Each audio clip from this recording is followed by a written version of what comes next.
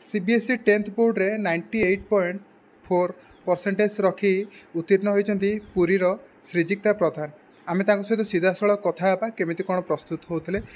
श्रीजिक्ता local 18 की स्वागत। केमिति प्रस्तुति थिला? प्रथम तो कंग्रेचुलेसन कहबी जे हूँ आप 98.4% रखिंट स्कूल रे प्रथम होती पुरी रे द्वितीय। तो केमिति प्रस्तुति थिला गोटे सीबीएसई परीक्षा पाई एवं केमिति आपण सहयोग मिलता?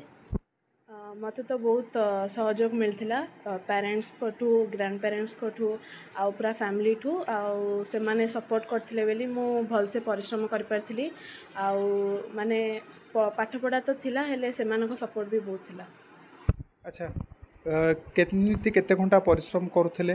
प्रस्तुत केमती होथिले?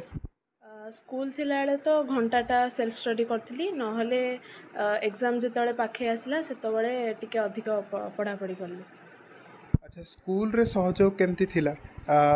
विशेष करी हमर पाठ ऊपर आ टिके एक्स्ट्रा फोकस दबा ऊपर एग्जाम पई स्कूल रे टीचर मैंने तो भलसे पाठ पढ़ाऊले मु पुणी ट्यूशन भी जाऊँगी सेठी भी भलसे पाठ पढ़ाऊले आउ माने निजे भी माने जहाँ स्कूल रे पढ़ाऊला ताको आसी घर पढ़ुले।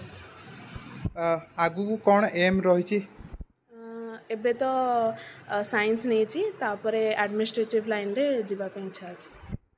प्रशासनिक विभाग रे जीवाई आशा रखिंट तापाई केमिति कौन प्रस्तुत हे? विशेषकर एबेठू केमिति कौन प्रस्तुत हे बोली गोटे लक्ष्य रखिंट?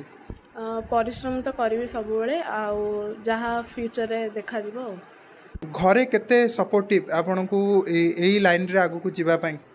घरे तो बहुत सपोर्ट करछंती माने मु जहाँ चाहे से माने से भी चाहती आउ सब बेले तांकर सपोर्ट आशीर्वाद रही था। आपण जितेबाला गोटे 10th सीबीएसई को उत्तीर्ण होकर आगू जाइछंती आपण को परे पिला माने आगू को पढ़िबे एवं निजको भी प्रस्तुत करेंगे सेमाननको पई जितेबाला आपण गोटे छोटे प्रेरणा साजुछंती कोन सेमाननको कहिबे? सेमाननको कहिबी जे सब बेले परिश्रम करथाओ